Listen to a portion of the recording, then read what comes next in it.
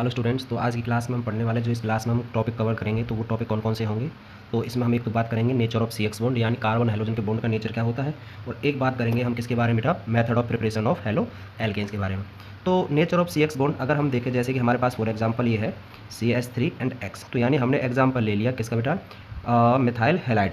किसका एग्जाम्पल ले लिया, कोई भी मिथाइल हैलाइड, यानी कोई भी आपका हो सकता है। हैलाइड यानी हेलोजन, यानी आपका Cl हो सकता है, Br हो सकता है, I हो सकता है या F हो सकता है। तो इस बॉन्ड का नेचर कैसा होगा, इस बॉन्ड का नेचर कैसा होगा, तो इसके बारे में हम बात करते हैं। तो इस बॉन्ड का नेचर क्या रहेगा, तो nature of C X bond, nature of C X bond तो कैसा होता है बेटा, पोलर नेचर होता है। कैसा नेचर होता है, पोलर नेचर होता है। कैसा होता है, पोलर नेचर होता है।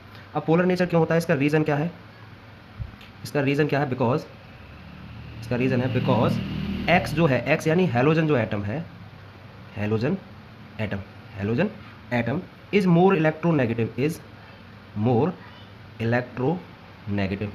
क्या होता है, मोर इलेक्ट्रोनेगेटिव होता है देन किससे बेटा, then carbon.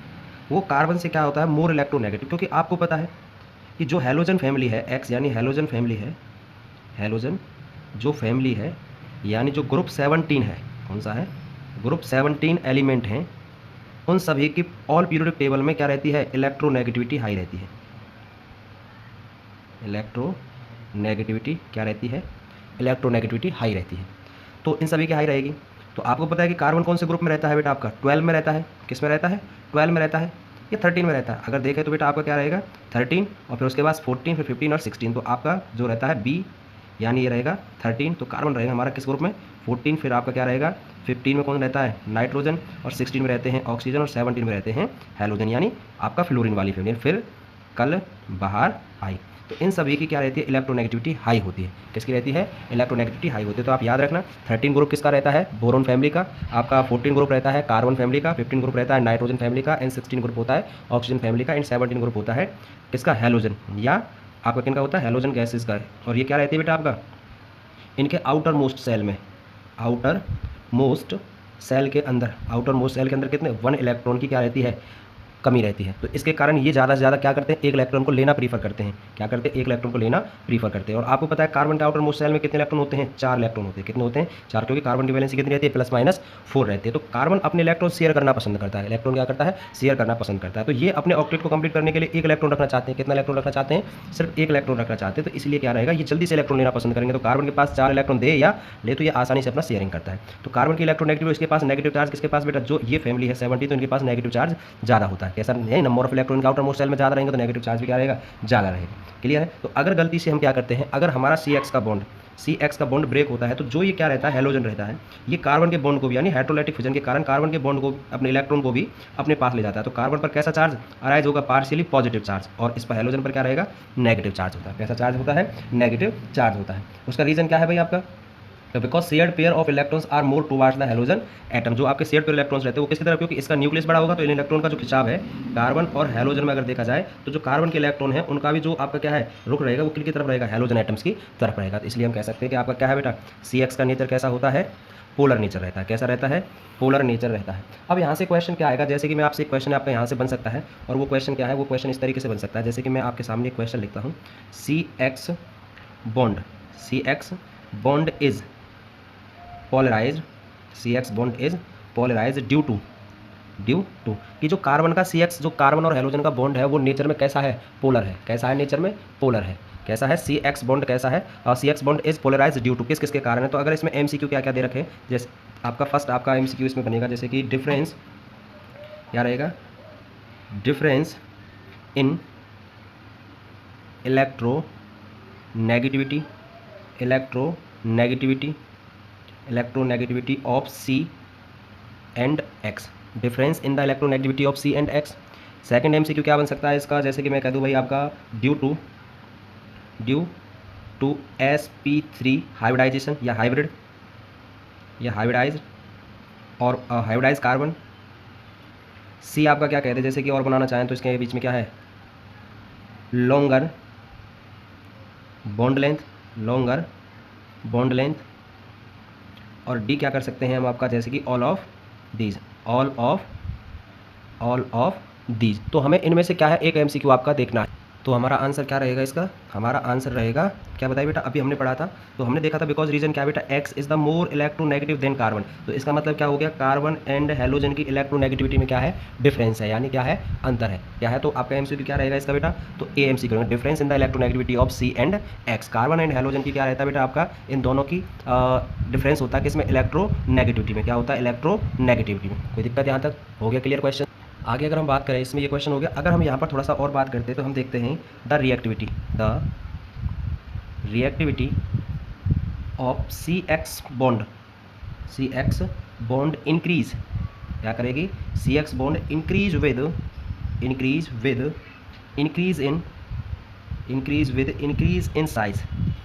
Increase in size of halogen atom. अगर हम बात करते हैं तो हमारी ये लाइन क्या कहती है और यहाँ से क्वेश्चन क्या निकल के आएगा? उसने कहा था reactivity of C X bond, जैसे कि आपका क्या है? हेलोजन एटम का साइज। तो हम बात करते हैं ग्रुप 17 में फ्लोरीन, क्लोरीन, ब्रोमीन और आयोडीन। तो ये हमारा क्या हो गया? ग्रुप 17 हो गया। क्या हो गया? ये ग्रुप 17 हो गया। तो ग्रुप 17 में टॉप 2 अगर बॉटम की तरफ जाएंगे तो हमें पता है कि किसकी वैल्यू बेटा? जेड एटॉमिक नंबर बढ़ेगा। क्या बढ़ेगा? एटॉमिक नंबर इंक्रीज करेगा। जब एटॉमिक नंबर इंक्रीज करेगा वहाँ पर, तो एटॉमिक नंबर इंक्रीज करने से क्या होगा? एटॉमिक नंबर इंक्रीज करने से क्या होगा? एटॉमिक साइज बढ़ेगा। एटॉमिक साइज बढ़ेगा, वो क्यों बढ़ेगा? क्योंकि नंबर ऑफ सेल्स इंक्रीज करेंगे। क्या करेंगे? नंबर ऑफ सेल्स इंक्रीज करेंगे। तो नंबर ऑफ सेल्स से साइज बढ़ेगा तो क्या है? जब दो एटम क्या बनाएंगे भाई? कार्बन का तो साइज फिक्स रहेगा, बट इन एटम का साइज क्या? जैसे मान लो कार्बन का साइज मैंने मान लिया इतना, तो फ्लोरीन का भी इससे थोड़ा सा तो बड़ा रहेगा। तो इसने इसके साथ बॉन्ड बनाया। अब आपको पता है क्लोरीन का साइज उसमें क्या रहेंगे? फ्लोरीन से सेल्स ज़्यादा रहेंगे। तो फ्लोरीन का साइज किससे? कार्बन का साइज तो वही फिक्स का फिक्स रहेगा, बट क्लोरीन का साइज थोड़ा सा बड़ा हो जाएगा, क्योंकि कॉसेल थ्योरी आपको क्या कहती है कि आउटर ऑर्बिटल से इलेक्ट्रॉन पार्टिसिपेट में क्या करते हैं? बॉन्ड फॉर्मेशन में पार्टिसिपेट करते हैं। तो ये क्लोरीन का हो गया। अब देखा जाए तो उसके बाद ब्रोमीन का एटॉमिक नंबर और जाता है, तो कार्बन का तो साइज वही रहेगा, बट ब्रोमीन के एटम का साइज और बढ़ जाएगा। ऐसे किसका बेटा? आयोडीन के एटम का। कार्बन का साइज वही रहेगा, बट आयोडीन के एटम का साइज और बढ़ जाएगा। तो अब आप क्या देख रहे हैं? तो बॉन्ड लेंथ क्या होती है? इन दोनों के सेंट आपका जो न्यूक्लियस रहते हैं, क्या रहते हैं? न्यूक्लियस। तो क्या है? न्यूक्लियस। तो ये बॉन्ड लेंथ है। क्या है आपकी? बॉन्ड लेंथ है। तो आप क्या देख रहे हैं भाई? ये तो आपका क्या था? सी एफ का था। ये किसका था? सी सी एल का था। ये सी डी आर का है और ये सी आई का है। तो बॉन्ड लेंथ किसकी ज़्यादा है? सबसे बड़ी लेंथ किसमें ज़्यादा रहेगी? तो सी आई का एटम का सबसे, आई का एटम सबसे बड़ा है, तो इसकी बॉन्ड लेंथ क्या रहेगी? ज़्यादा रहेगी। तो लाइन क्या कहती है? Reactivity of C X bond increase with increase in size of halogen atom. तो इसका मतलब क्या हो गया भाई? आपका सी एक्स सबसे ज़्यादा रिएक्टिव रहेगा। उसके बाद कौन रहेगा? सी बी आर रहेगा। उसके बाद कौन रहेगा? आपका सी सी एल रहेगा। और उसके बाद कौन रहेगा बेटा? सबसे सी एफ रहेगा। क्लियर है? अगर आपका देखा जाए तो सबसे ज़्यादा रिएक्टिविटी। अब मैं आपसे क्वेश्चन पूछ लूँ यहीं आपसे, मैं इस तरीके से आपको कोई एग्जांपल दे दूँ भाई, इस तरीके से CH3 CL CH3 F CH3 I और मैंने एक लिख दिया आपके लिए CH3 Br। तो arrange the increasing order of the reactivity order. Increasing आपका किसमें बेटा? Arrange in increasing order of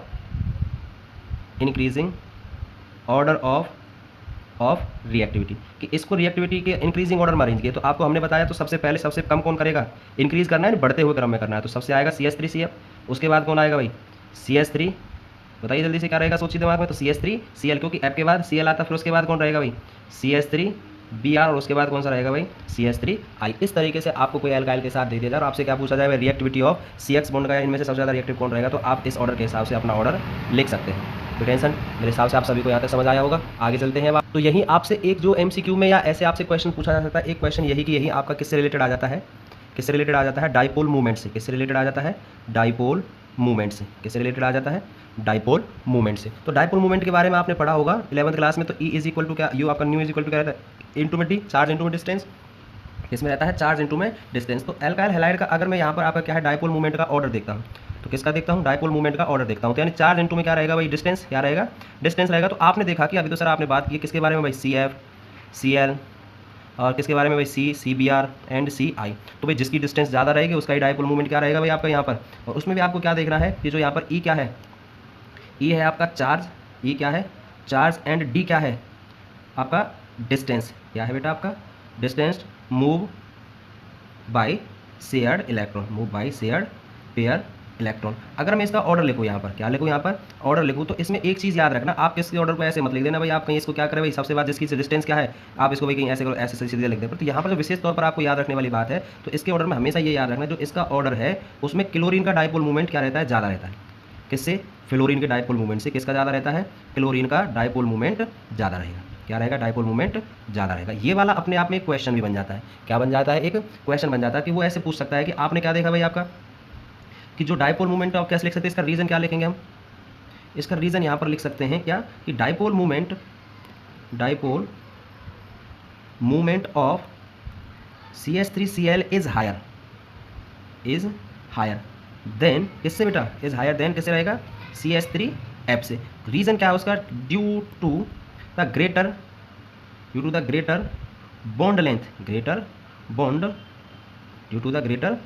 length of Cl bond क्या रहती है उसमें, जो CH3Cl का और CF का जो बॉन्ड रहता है, तो उसमें जो डिस्टेंस है, क्योंकि आपको पता है डाइपोल मोमेंट किस पर, डिस्टेंस पर डिपेंड कर रहा है, किस पर डिपेंड कर रहा है, डिस्टेंस पर डिपेंड कर रहा है। और किस पर डिपेंड कर रहा है भाई, चार्ज पर। तो हम क्या देखते हैं कि जो यहाँ पर चार्ज है, क्या है, जो चार्ज है यहाँ पर जो नेगेटिव चार्ज है आपका, इलेक्ट्रॉन का चार्ज है, तो वो किस में बेटा आपका, हमने देखा था इलेक्ट्रोनेगेटिविटी में, तो इलेक्ट्रोनेगेटिविटी किसकी ज़्यादा रहती है, तो इलेक्ट्रोनेगेटिविटी का ऑर्डर देखें तो फ्लोरीन की सबसे ज़्यादा, उसके बाद क्लोरीन, फिर उसके बाद ब्रोमीन, और उसके बाद किसका ऑर्डर ज़्यादा रहता है, आयोडीन का ज़्यादा रहता है। किसका ज़्यादा रहता है, आयोडीन का सबसे। तो इसका मतलब चार्ज का क्या भाई, आपका जो आयोडीन है उस पर नेगेटिव इलेक्ट्रोनेगेटिविटी सबसे कम रहेगी, तो उसका डाइपोल मूवमेंट भी किसका रहेगा, सबसे कम रहेगा। जिसकी इलेक्ट्रोनेगेटिविटी ज़्यादा रहेगी तो उसका डाइपोल में मूवमेंट सबसे। अगर मैं इसे बात करूँ कि आपका क्या है भाई, जो डाइपोल मूवमेंट है, क्या है, डाइपोल मूवमेंट है, वो डायरेक्टली प्रपोर्शनल किस पर बेटा आपका, इलेक्ट्रोनेगेटिविटी। किस पर है, इलेक्ट्रोनेगेटिविटी। क्योंकि हमें पता है अगर हम ग्रुप में, किस में बेटा, ग्रुप में टॉप टू बॉटम जाते हैं,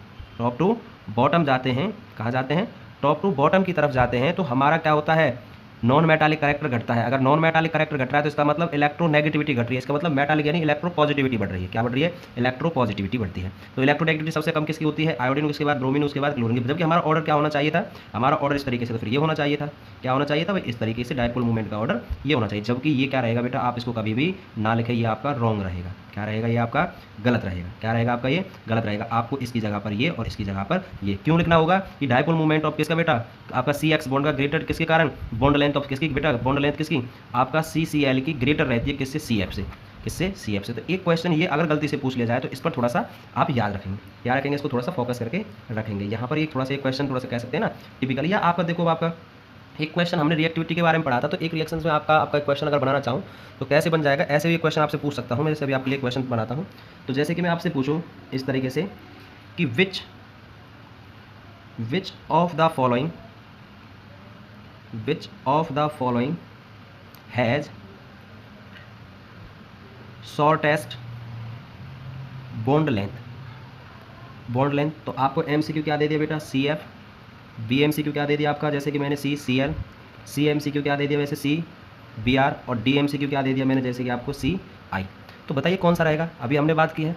तो जैसे जैसे क्या रहेगा, तो यहाँ पर क्या रहेगा, फिर कल बाहर आई, तो जैसे फिर सबसे छोटा रहेगा साइज में, फिर क्लोरीन, फिर ब्रोमीन, फिर आयोडीन। तो जिसकी बॉन्ड लेंथ सबसे यानी एटॉमिक साइज जिससे सबसे बड़ा रहेगा उसकी बॉन्ड लेंथ सबसे ज़्यादा रहेगी। तो आपका क्या शॉर्ट टेस्ट के लिए, तो ये आपका MCQ हो जाएगा पहले वाला, शॉर्ट टेस्ट के लिए तो होता है। तो यहाँ पर दूसरा आपके MCQ को बिना चेंज किए, इनको हम चेंज ना करें, और कौन सा क्वेश्चन पूछ सकते हैं, दूसरा क्वेश्चन यही, तो आपसे पूछ सकते हैं हाईएस्ट, शॉर्ट टेस्ट की जगह पर क्या पूछ सकते हैं, हाईएस्ट या लॉन्गेस्ट बॉन्ड लेंथ। क्या पूछ सकते हैं, हाईएस्ट या लॉन्गेस्ट बॉन्ड लेंथ, की आपकी लॉन्गेस्ट बॉन्ड लेंथ क्या रहेगी, ऑप्शन वही रहेंगे, बस शॉर्ट टेस्ट की जगह पर क्या लिख देंगे, लॉन्गेस्ट लिख देंगे। तो ऐसे चेंज कर सकता है कि हमें बोर्ड एग्जाम के लिए क्या है, क्वेश्चन पर उसके मेन क्वेश्चन को ध्यान में देना, फिर उस क्वेश्चन को रख करके उसके MCQ को रख करके दिमाग में बनाना है कि यहाँ कितने क्वेश्चन बन सकते हैं। मेरे हिसाब से आपको क्लियर हो गया होगा। तो जैसे कि मैं एक क्वेश्चन और आपके लिए लिखता हूँ, जैसे कि आपका एक क्वेश्चन है, जैसे कि अभी जैसे हमने इसके बारे में पढ़ा है, तो इससे रिलेटेड क्वेश्चन कैसे पूछा जाएगा। तो जैसे कि हमारा क्वेश्चन है ये वाला, तो हमसे क्वेश्चन क्या पूछा है कि अभी हमने देखा अपना ऑर्डर क्या देखा, ये वाला ऑर्डर क्या है हमारा, एक करेक्ट ऑर्डर है, और हमसे पूछा कि which of the following is the correct order of dipole movement. तो डाइपोल मूवमेंट में हमने देखा, हमें कंफ्यूज करेगा ये वाला, क्योंकि हमने क्या देखा कि आपका dipole movement is directly proportional to electronegativity. अगर इलेक्ट्रोनेगेटिविटी का ऑर्डर देखें तो इस तरीके से रहेगा, किस तरीके से रहेगा, इस तरीके से रहेगा, F का सबसे ज़्यादा, उसके बाद Cl, Br, उसके बाद I। बट यहाँ पर याद रखना Cl की ज़्यादा क्यों रहती है, क्योंकि इसकी बॉन्ड लेंथ ग्रेटर होती है CF से, इसकी बॉन्ड लेंथ क्या होती है, ग्रेटर होती है CX से। कोई टेंशन नहीं आता। तो आपका MCQ क्या रहेगा बेटा, बी वाला MCQ इसके लिए करेक्ट आंसर रहेगा, बी वाला MCQ क्या रहेगा इसके लिए करेक्ट आंसर रहेगा। तो अब हम बात करते हैं प्रिपरेशन ऑफ हेलो एल्केन्स के। तो प्रिपरेशन से पहले आप इस क्वेश्चन को करने की कोशिश करें, कि प्रिपरेशन ऑफ हेलो एल्केन्स को पढ़ने से पहले इस क्वेश्चन को करने की कोशिश करें, which of the following is the most reactive. तो मोस्ट रिएक्टिव कौन सा रहेगा, तो हमें बात कौन सी याद आनी चाहिए, जिसकी बॉन्ड लेंथ ज़्यादा, वही क्या रहेगा, मोस्ट रिएक्टिव रहेगा। तो सबसे बड़ी बॉन्ड लेंथ किसकी है बेटा आपका, तो आयोडीन हमने देखा था ना, फिर कल बाहर आई, तो साइज जिसका सबसे बड़ा साइज जिसका साइज़ बड़ा वही क्या रहेगा, मोस्ट रिएक्टिव रहेगा। क्यों रहेगा? क्योंकि आपको भी पता है कि जैसे कि हमारे पास कोई छोटी सी स्टिक है इतनी बड़ी, एक उससे बड़ी आपका, एक उससे बड़ी, एक उससे बड़ी, तो तोड़ना कैसे आसान रहेगा? इसको सबसे ज़्यादा आसान रहेगा तोड़ना। आ रही बात सुन नहीं आ रही है? तो आपका जो जितनी बॉन्ड लेंथ ज़्यादा रहेगी तो उसमें बॉन्ड डिसोसिएशन एंथैल्पी की उतनी ही कम आवश्यकता पड़ेगी, तो उसे तोड़ना आसान रहेगा। तो चलिए अब हम बात करते हैं preparation of halo alkanes and उससे रिलेटेड क्वेश्चंस के। तो प्रिपरेशन ऑफ एल्कोहल्स में हमारा सबसे पहला जो हम एनसीईआरटी बुक में अपना रीड करते हैं तो वो क्या है बेटा? फर्स्ट टॉपिक होता है फ्रॉम एल्कोहल। किससे होता है? From alcohols. तो आपको पता है कि हमें क्या करना है? फ्रॉम एल्कोहल्स इसका मतलब ROH से क्या बनाना है? RX बनाना है। ROH से क्या बनाना है? RX बनाना है। तो मैंने अपनी फर्स्ट क्लास में कीन कंसिडर किया था, तो R क्या रहेगा बेटा? एल्काइल ग्रुप रहेगा। क्या है ये? एल्काइल ग्रुप है। ये क्या है? हाइड्रोक्सी ग्रुप, या OH आपका एल्कोहल का फंक्शनल ग्रुप का सिंबल है, OH यानी हाइड्रोक्सी ग्रुप। क्या है? Hydroxy group. यहाँ पर X क्या है? हेलोजन है। क्या है? हेलोजन। R क्या है? वही एल्काइल ग्रुप रहेगा। क्या रहेगा? एल्काइल ग्रुप का। एल्कोहल का जनरल फार्मूला CnH2n प्लस में क्या रहेगा बेटा? 1OH। इस तरीके से लिख सकते हैं 1OH, या क्या लिख सकते हैं? CnH2n प्लस में 2O लिख सकते हैं। और इसका क्या रहेगा भाई? CnH2n प्लस में 1X रहेगा। तो हमारा जो एल्कोहल से प्रिपरेशन मेथड है, किससे बेटा? एल्कोहल से जो प्रिपरेशन मेथड है, तो सबसे पहले हम क्या करते हैं? आपका एल्कोहल की रिएक्शन, किसकी रिएक्शन? एल्कोहल की रिएक्शन, और हम किससे करवाते हैं? HCl हाइड्रोक्लोरिक एसिड से इन प्रेजेंस ऑफ ZnCl2 करवाते हैं। किसकी प्रेजेंस में करवाते हैं? ZnCl2 के प्रेजेंस में उसको रिएक्ट करवाते हैं। तो आपको यहाँ से क्या मिलेगा? RCl प्लस में H2। क्या मिलेगा? RCl प्लस में H2। और इस मेथड का नाम है, या इस प्रोसेस का नाम होता है ग्रोव प्रोसेस। इस प्रोसेस का नाम क्या होता है? Grove process. तो एक चीज़ यहाँ पर याद रखना बेटा, ये वाला जो मेथड है इसमें जो आपका मिक्सचर है HCl एंड ZnCl2 का जो मिक्सचर होता है उसका एक स्पेशल नाम है, जिसे कहते हैं हम आपका लूकास रिएजेंट। क्या कहते हैं? Lucas reagent. जो किस में यूज होता है बेटा? एल्कोहल की पहचान करने में, एल्कोहल की पहचान करने में यूज किया जाता है, पहचान करने में यूज किया जाता है। तो यहाँ से अभी आप एक अपने माइंड में एक चीज़ सीधा फिक्स कर लेंगे। तो क्या कर लेंगे? Alcohol gives Lucas test. कि एल्कोहल्स किसको पास करते हैं? लूकास टेस्ट को पास करते हैं। और लूकास टेस्ट को पास करने का ऑर्डर याद रखना भाई, जो टर्सरी एल्कोहल रहता है वो इमीडिएटली करता है, फिर सेकेंडरी, और फिर क्या रहता है? Primary alcohols. अब ये याद रखना वही आपने प्राइमरी सेकेंडरी के बारे में, जैसे जिस कार्बन से OH जुड़ा हो वह कार्बन अन्य 3 कार्बन के साथ जुड़ना चाहिए, तो वो टर्सरी हो गया। अगर जिसमें क्या है, कार्बन, जिस कार्बन के साथ क्या जुड़ा हुआ है? OH जुड़ा हुआ है, वह कार्बन कितने कार्बन के साथ जुड़ना चाहिए? सिर्फ 2 कार्बन के साथ जुड़ना चाहिए, तो वो सेकेंडरी है। और प्राइमरी का तो आपको पता ही है भाई, CH3 CH2 OH, तो ये प्राइमरी हो गया। तो आपका क्या है बेटा? ये 15 से 20 मिनट में देता है। ये आपका क्या है बेटा? 5 से 15 मिनट तक देता है। और ये आपका 0 से 5 मिनट के बीच में अपना रिएक्ट कर देता है। और यहाँ पर आपको इसकी ZnCl2 की आवश्यकता नहीं पड़ती है। तो आप याद रखना, तो यहाँ पर आपका क्या है? ZnCl2 तो हमने पहले ग्रोव प्रोसेस पढ़ी, तो ग्रोव प्रोसेस में कौन सा क्या यूज़ किया जाता है? लूकास रिएजेंट यूज़ किया जाता है। लूकास टेस्ट को कौन पास करते हैं? एल्कोहल्स लूकास टेस्ट को पास करते हैं। तो अपने दिमाग में इन बातों को यहीं स्थिर कर लेना, ये आगे चल के फिर आपको काम आएंगी। तो आपने देखा, तो अब यहाँ से सर बोलिए हमारे काम क्या आएगा? तो ये काम कैसे आएगी? जैसे कि मैं आपसे इस तरीके से कह देता हूँ कि बेटा मेरे पास क्या है? इथेनॉल है। क्या है? इथेनॉल है। और मुझे क्या चाहिए आपसे? मुझे चाहिए आपसे क्लोरो ईथेन। क्या चाहिए? क्लोरो ईथेन चाहिए। तो आप इस वाले मेथड का यूज करके, किस वाले का? इस वाले मेथड का यूज करके मेरे को इस रिएक्शन से क्या है? इसमें कन्वर्ट कर सकते हो। तो ये कन्वर्जन में काम आएगा। किस में आएगा? कन्वर्जन में आएगा। यानी आप जैसे एल्कोहल आपके पास और आपको क्या चाहिए? क्लोरो ईथेन चाहिए। तो एल्कोहल इथेनॉल का फॉर्मूला क्या रहेगा बेटा? CH3 CH2 OH। आप किससे रिएक्ट करवाएं? HCl से। किसकी प्रेजेंस में? एनहाइड्रस ZnCl2 के प्रेजेंस में। एनहाइड्रस ZnCl2 के प्रेजेंस में जैसे रिएक्ट कराएंगे तो आपको क्या देगा ये? CH3 CH2, और OH की जगह पर क्या आ जाएगा यहाँ पर? Cl एंड प्लस में वाटर मॉलिक्यूल। तो क्या हो गया बेटा? ये हमारा क्या बन गया? इथेनॉल टू क्लोरो ईथेन बन गया। इथेनॉल टू क्लोरो ईथेन बन गया। कोई दिक्कत? आगे चलें। अब हमारे पास क्या है कि बेटा अगर हमसे कोई क्या कह दे, हमसे कह देता वो बेटा क्या कि सर हमें तो क्या चाहिए? इथेनॉल टू, हमें क्या चाहिए? ब्रोमो ईथेन चाहिए। क्या चाहिए? ब्रोमो ईथेन चाहिए। क्या चाहिए? Bromo ethane. तो इसके लिए आप याद रखना कि जब आपको ब्रोमो चाहिए साथ में, क्या चाहिए? तो ब्रोमो चाहिए, तो आप एल्कोहल की रिएक्शन, किसकी रिएक्शन? एल्कोहल की रिएक्शन सोडियम ब्रोमाइड से इन प्रेजेंस ऑफ किसके साथ बेटा? सल्फ्यूरिक एसिड के साथ। किसके साथ? सल्फ्यूरिक एसिड के साथ कराएंगे तो आपको ये क्या देगा? RBr प्लस में सोडियम हाइड्रोजन सल्फेट या सोडियम बाई सल्फेट प्लस में वाटर प्रोवाइड कराएगा। तो हमारी रिएक्शन क्या बन जाएगी यहाँ पर?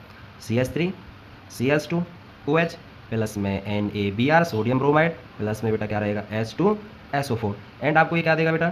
CH3 CH2Br प्लस में क्या रहेगा? NaHSO4 प्लस में H2। कोई दिक्कत? मेरे हिसाब से आपको यहाँ तक सारा क्लियर हो गया होगा। अगर हमारे पास क्या हो इस तरीके से, अब मैं आपसे क्या कह दूँ भाई, नहीं मुझे ये नहीं चाहिए, मुझे ये नहीं चाहिए, मुझे तो आयोडीन चाहिए। क्या चाहिए इसके साथ? आयोडीन चाहिए। तो बेटा आप क्या करेंगे कि एल्कोहल की रिएक्शन, एल्कोहल की रिएक्शन किसके साथ बेटा? डाई हैलोजन से। किससे? डाई हैलोजन से। किसकी प्रेजेंस में बेटा? आप रेड फॉस्फोरस की प्रेजेंस में। किसके बेटा? रेड फॉस्फोरस की प्रेजेंस में रिएक्ट कराएंगे तो वो आपको Ri प्रोवाइड कराएगा। और यानी X2 क्या क्या हो सकते हैं? I2 और Br2। तो आप इस मेथड की बजाय, जो आपने पढ़ा है इस मेथड की बजाय यहाँ भी ऐसे कर सकते हैं, इथेनॉल यानी CH3 CH2 OH प्लस में Br2 और ऊपर क्या लिखेंगे? रेड फॉस्फोरस, रेड फॉस्फोरस, और आपको क्या मिलेगा यहाँ पर? CH3 CH2 Br, CH3 CH2 Br। Clear है? आगे देखें तो अगर आपको आयोडीन चाहिए तो क्या रहेगा भाई? CH3 CH2 OH प्लस में I2 टेंस टू, ऊपर क्या लिखोगे? Red P। तो आपको यहाँ पर क्या मिल जाएगा भाई? CH3 CH2 I मिल जाएगा। कोई दिक्कत यहाँ तक? आगे चलते हैं। आगे क्या करना है कि अब आपका मेथड है बेटा किससे, कि हमारे क्वेश्चंस ऐसे आ जाए, आपसे ये पूछने लगे भाई what happen when alcohol react with, what happen when alcohol react with phosphorus trichloride यानी PCl3 एंड PCl5। तो आपका क्या होगा जब फॉस्फोरस किसके साथ रिएक्ट करे? PCl3, सॉरी आपका अल्कोहल किसके साथ? Phosphorus trichloride and phosphorus pentachloride. तो बेटा आप याद रखेंगे कि जब आपका अल्कोहल क्या करे भाई? PCl3 के साथ रिएक्ट करे। किसके साथ रिएक्ट करे? PCl3 के साथ। तो वो आपको Cl एंड आपका क्या देगा? H3PO3 फॉस्फोरिक एसिड प्रोवाइड कराएगा। क्या प्रोवाइड कराएगा? Phosphoric acid. तो आप इस रिएक्शन को बैलेंस करने के लिए यहाँ दोनों साइड में किससे मल्टीप्लाई करेंगे? एल्काइल हैलाइड पर और अल्कोहल पर 3 से मल्टीप्लाई करेंगे। बट अगर आपका क्या है, जैसे फॉर एग्जांपल अगर मेरे पास क्या है? इथेनॉल है, तो CH3 CH2 OH, तो मेरे को यहाँ 3 प्लस में PCl3 टेंस टू क्या देगा बेटा? यहाँ पर 3 CH3 CH2 Cl प्लस में H3PO3 प्रोवाइड कराएगा। अगर किसके साथ रिएक्ट करता है? अगर ROH PCl5 के साथ रिएक्ट करता है। किसके साथ रिएक्ट करता है? PCl5 के साथ रिएक्ट करता है तो आपको क्या देगा बेटा? RCl प्लस में POCl3 प्लस में HCl प्रोवाइड कर। जैसे फॉर एग्जांपल आपका क्या हो गया भाई? वही की वही CH3 CH2 OH प्लस में PCl5, तो क्या देगा? CH3 CH2 और O की एक जगह क्या जाएगा? Cl प्लस में POCl3 प्लस में HCl। अब आगे बात करते हैं बेटा किससे, अगर आपका एल्कोहल किसके साथ रिएक्ट करता है? अगर आपका एल्कोहल ROH की रिएक्शन किसके साथ करा दें? थायोक्लोराइड के साथ करा दें। किसके साथ करा दें? थायोक्लोराइड के साथ करा दें। और ये बेटा कैसा मेथड है? बेस्ट मेथड है। कैसा है ये?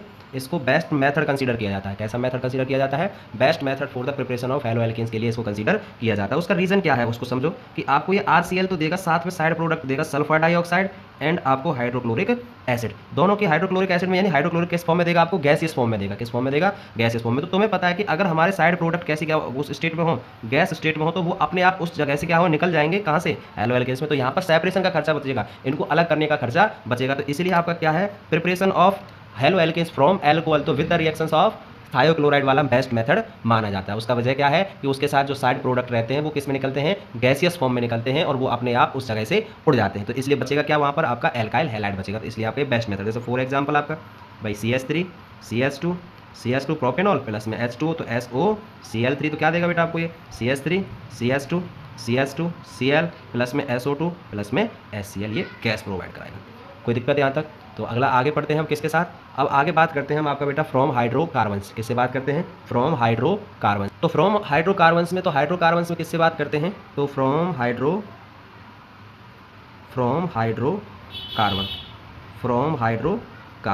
तो हाइड्रोकार्बन में तो हमारे पास क्या, तो फर्स्ट ऑफ ऑल बात करते हैं हम किससे बेटा? एल्केन से। किससे बात करते हैं? एल्केन से। तो एल्केन का मतलब जैसे कि आपका methane, ethane, propane, butane, pentane, hexane, तो ये आपके क्या है? एल्केन यानी CnH2n प्लस में 2, इनका जनरल फार्मूला होता है। तो इनसे हमें क्या बनाना है? आपका हैलो एल्केन्स बनाने हैं। क्या बनाने हैं? हैलो एल्केन्स बनाने। तो इसमें फर्स्ट मेथड आपका यूज़ करेंगे बाई फ्री रेडिकल हैलोजिनेशन। किससे करेंगे बेटा? By free radical halogenation. तो बाई फ्री रेडिकल हैलोजिनेशन का मतलब क्या हो गया बेटा? कि आपका X2 से डायरेक्ट रिएक्शन करवाएंगे। किसकी प्रेजेंस में करवाएंगे? UV लाइट की प्रेजेंस में। किसकी प्रेजेंस में करवाएंगे? UV लाइट और हीट की प्रेजेंस में। कोई दिक्कत यहाँ तक? तो जैसे कि फॉर एग्जाम्पल हमारे पास क्या है? एग्जाम्पल हो गया जैसे कि CH3 CH2 एंड Cl3। अगर मैं इसका फ्री रेडिकल क्लोरीनेशन कराता हूँ, यानी क्लोरीन से रिएक्शन कराता हूँ, किसकी प्रेजेंस में? UV लाइट के प्रेजेंस में, UV लाइट एंड हीट की प्रेजेंस में कराता हूँ, तो आपका बनने वाला प्रोडक्ट क्या क्या रहेगा बेटा? इसमें CH3 CH2 Cl प्लस में एक क्या रहेगा बेटा? CH3 CH2 Cl and CH3। कोई दिक्कत? तो हमने देखा कि इसमें 2 प्रोडक्ट बने।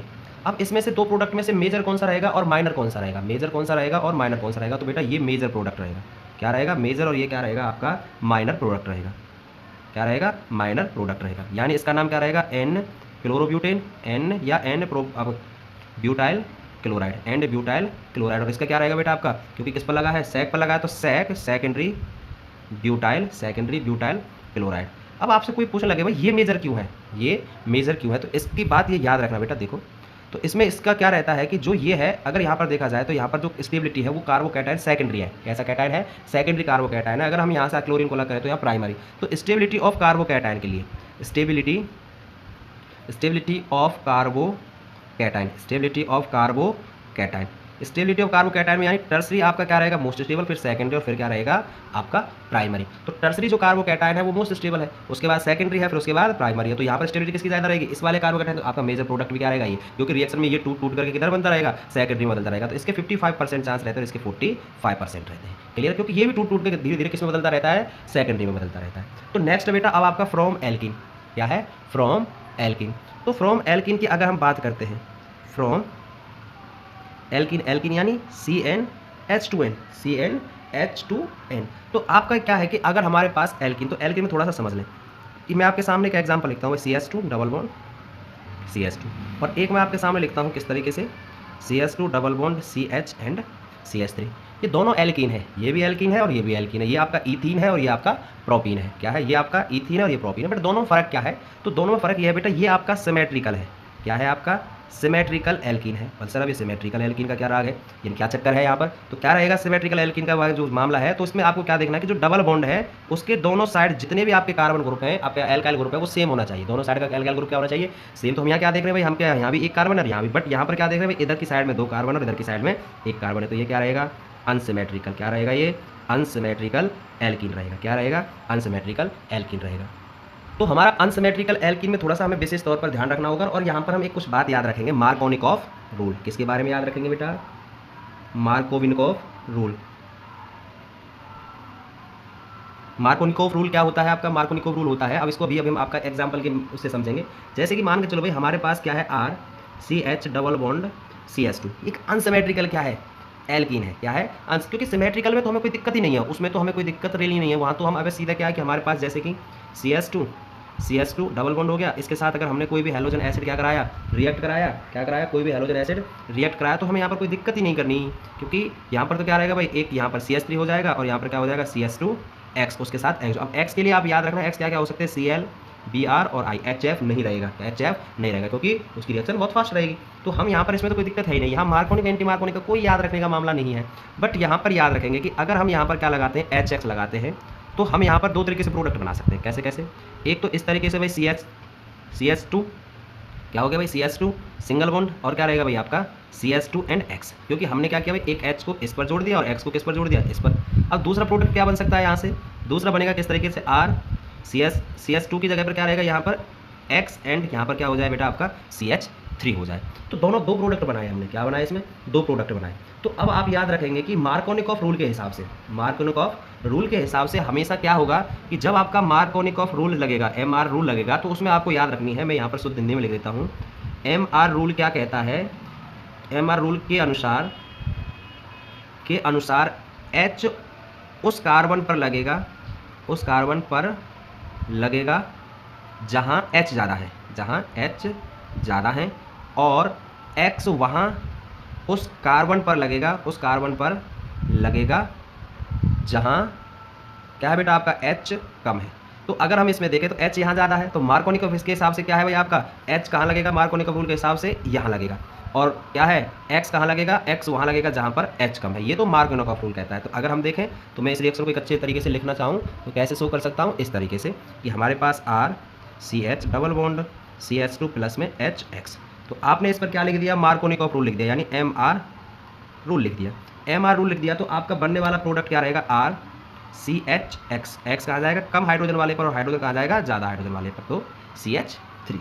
बट अगर आपने क्या किया, RCH डबल बॉन्ड CH2 और HX लगाया, और आपने X को यहाँ और H को यहाँ जोड़ा, तो इसके ऊपर आपको क्या लिखना होगा, एंटी मार्कोनिकॉफ MR रूल। तो क्या रहेगा बेटा आपका RCH2 और किसका CH2 और X रहेगा। ये आपका प्रोडक्ट बनेगा, क्या बनेगा, ये आपका प्रोडक्ट बनेगा। तो आपको क्या याद रखना कि आपका एंटी मार्कोनिकॉफ रूल आपको टर्मिनल पर ले जा सकता है हेलोजन को। किस पर ले जा सकता है? हेलोजन को ले सकता है। अब यहाँ से क्वेश्चन कैसे याद रखना है कि अगर आपके पास मान चलो ये क्वेश्चन हो गया कि CH3 CH2 सॉरी क्वेश्चन बनेगा जैसे कि मैं आपसे कह दूँ भाई प्रोपीन, किससे ऐसे दे दूँ प्रोपीन, तो मुझे क्या बना के दो बेटा 2 क्लोरो प्रोपीन बनाओ। क्या बनाओ? 2 क्लोरो प्रोपीन नहीं 2 क्लोरो प्रोपीन बनाओ। तो आप कैसे बनाओगे? क्योंकि आपको पता है कि प्रोपीन के सेकेंडरी पर पूछा है, तो आप वहाँ पर मार्कोनिकॉफ रूल लगाओगे। तो क्या लिखेगी आपकी reaction? CH3 CH double bond CH2 plus में क्या रहेगा भाई HCl, क्या रहेगा HCl tends to MR rule. तो आप क्या लिखोगे भाई CH3 और क्या लिखा जाएगा भाई CH single bond CH3। But अगर आपने क्या कहा भाई प्रोपीन 2 क्या बनाना है? क्लोरो प्रोपेन बनाना है। क्या बनाना है? क्लोरो प्रोपेन बनाना है। तो क्या लिखोगे भाई आपका CH3 CH double bond CH2 plus में HCl और आप इस पर लिखोगे एंटी मार्कोनिकॉफ रूल AMR। तो क्या देगा आपको CH3 single bond CH2 single bond CH2 Cl। ये किसके हिसाब से बनेगा? एंटी मार्कोनिकॉफ रूल के हिसाब से बनेगा। तो हो गया होगा क्लियर। बट यहीं पर आप थोड़ा सा याद रखेंगे, यहीं पर थोड़ा सा आप क्या याद रखोगे? तो इस पर याद रख, यहाँ पर जो याद रखने वाली बात है कि अगर बेटा आपके सामने क्या आ जाए कि इस तरीके से कोई चीज़ लिखी आ जाए, इस तरीके से CH2 और यहाँ पर क्या लिखा आ जाए HBr लिखा आ जाए। क्या लिखा आ जाए? HBr लिखा आ जाए। इस पर क्या लिखा आ जाए? पर ऑक्साइड। क्या लिखा आ जाए? पर ऑक्साइड या कहार्स इफेक्ट। क्या लिखा आ जाए? कहार्स इफेक्ट। तो नो टेंशन, आप एंटी मार्कोनिक के हिसाब से क्या बनाओगे? अपना प्रोडक्ट बनाओगे। किसके हिसाब से बनाओगे? एंटी मार्कोनिकॉफ रूल के हिसाब से बनाओगे। आप ब्रोमीन को किसके टर्मिनल पर वाले, यानी इस पर बेटा आपका जहाँ पर डबल बॉन्ड पर क्या रहेंगे हाइड्रोजन ज़्यादा रहेंगे, उसी हाइड्रोजन पर उसे लगाओगे, उसी कार्बन पर आप उसको ऐड करोगे। यहाँ पर जब भी आ जाए तो ये पर ऑक्साइड इफेक्ट या कार्स इफेक्ट के नाम से जाना जाता है। इतना भी याद रख लेना कि ये जो पर ऑक्साइड इफेक्ट है, क्या है? पर ऑक्साइड इफेक्ट है, वो सिर्फ किस पर काम करता है? HBr पर ही काम करेगा। किस पर काम करेगा?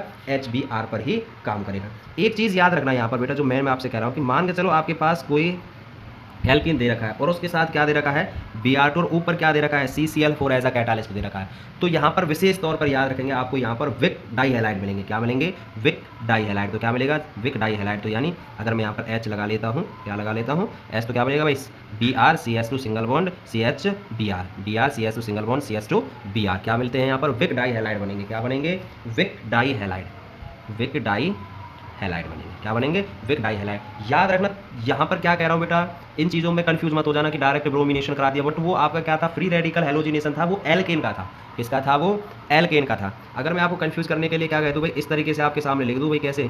मैं लिख दिया CH सिंगल बॉन्ड और एक लिख दिया यहाँ पर CH हो गया, और एक आपका भाई मैंने इस पर ऐसे लिख दिया CH, और एक यहाँ पर मैंने क्या लिख लिया भाई? ऐसे CH3 CH और एक H मैंने यहाँ लिख लिया, और मैं यहाँ पर क्या लगा दूँ? Br2 लगा दूँ, और इस पर क्या लिख दूँ?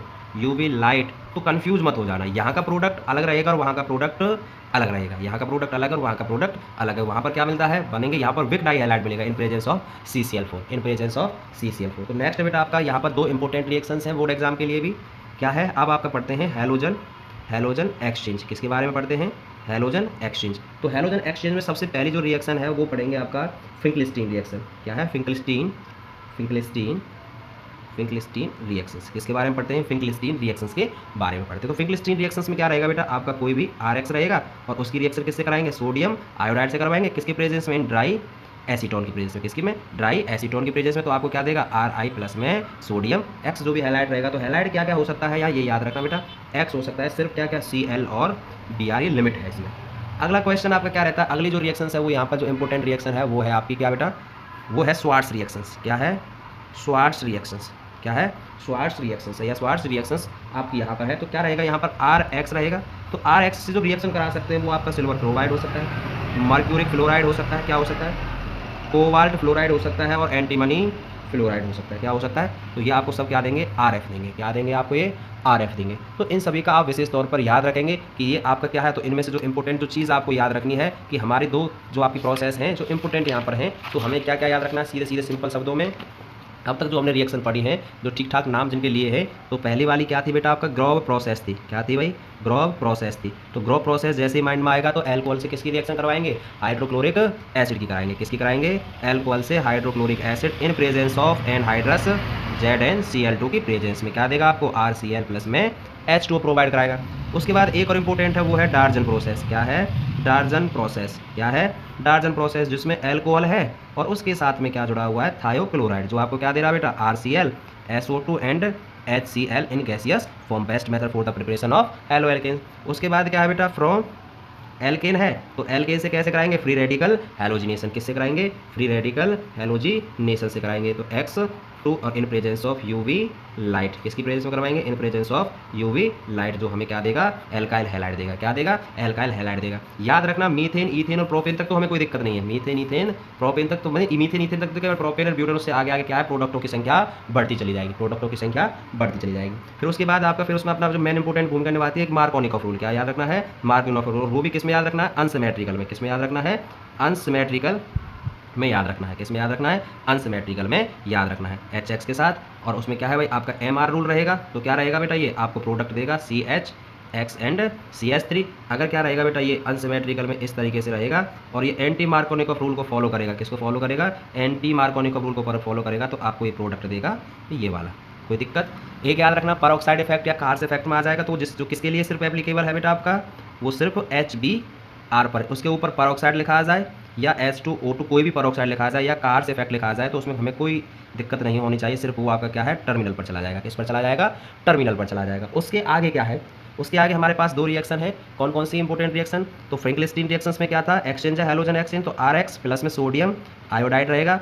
क्या रहेगा, सोडियम आयोडाइड ड्राई एसीटोन की प्रेजेंस में कराओगे तो आपको क्या देगा, RI प्लस में NaX। और X क्या क्या हो सकते हैं बेटा, Cl और Br हो सकते हैं। क्या हो सकते हैं, Cl और Br।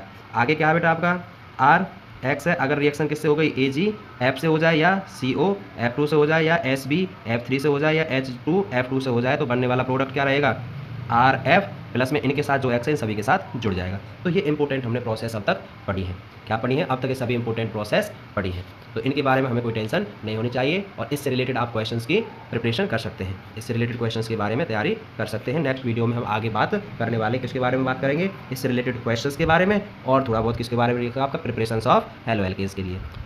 तो thanks for watching this video.